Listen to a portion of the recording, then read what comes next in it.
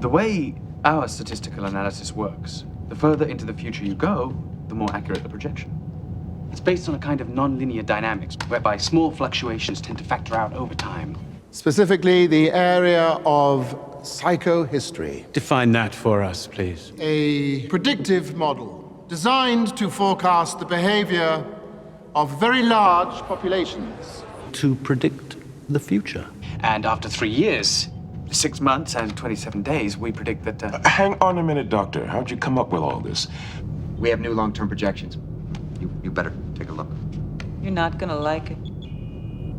The Galactic Empire comprises some 8 trillion individuals. Would you say that was a large enough sample to make a prediction? It is. And do you have a prediction for that particular sample?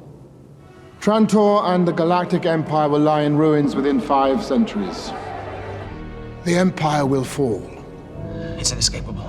There's no way the Federation is going to be able to beat the Dominion. We have no choice. We're going to have to surrender. Interstellar wars will be endless. 10,000 worlds reduced to radioactive cinders. Nothing we do can prevent this. We've run dozens of different scenarios. Even if something unlikely were to happen, tilting the scales in our favor, we'll still lose this war. But that doesn't mean we just give up and roll over. How long do you claim it will last?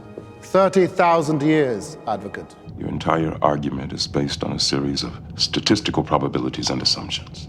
Accepting your statement for the moment, can you prove it's true?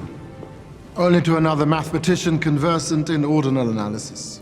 They're not just assumptions. If you want me to take you through the equations, I will. I submit to the court that Dr. Selden's predictions are actually intended to destroy public confidence. I'm not a revolutionary. But if we fight, there will be over 900 billion casualties. If we surrender, no one dies. Either way, we're in for 5 generations of Dominion rule. You've already said the future cannot be changed, so what exactly is the purpose of your project? I'm trying to soften the fall. It cannot be prevented. There's massive events rushing to meet us. But we can shorten the dark ages that follow. If we embrace your plan. Eventually, a rebellion will form, centering on Earth. It'll spread. And within another generation, they'll succeed in conquering the Dominion.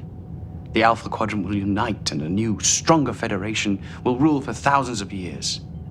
We should be in the dark for 1,000 years, Advocate.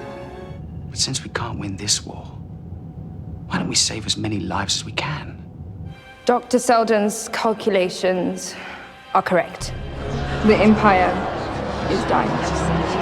Even if I knew with 100% certainty what was going to happen, I wouldn't ask an entire generation of people to voluntarily give up their freedom. Not even to save over 900 billion lives. Surrender is not an option. We can't win this war. I don't care if the odds are against us. If we're going to lose, then we're going to go down fighting, so that when our descendants someday rise up against the Dominion, they'll know what they're made of. After the fall, as civilization climbs from the ashes, the coming generations will have something to build upon. A foundation. So we go down fighting. How terribly courageous of us. No, we can't just take this lying down. The stakes are too high. We've got to take matters into our own hands. How, Jack? What can we do? If we can't head off the war, then there might be a way to make it a lot less bloody. Starfleet battle plans, fleet deployments. Do you know what the Dominion could do with this information? They could take the Alpha Quadrant in a matter of weeks. With a lot fewer Federation casualties than in a drawn-out war.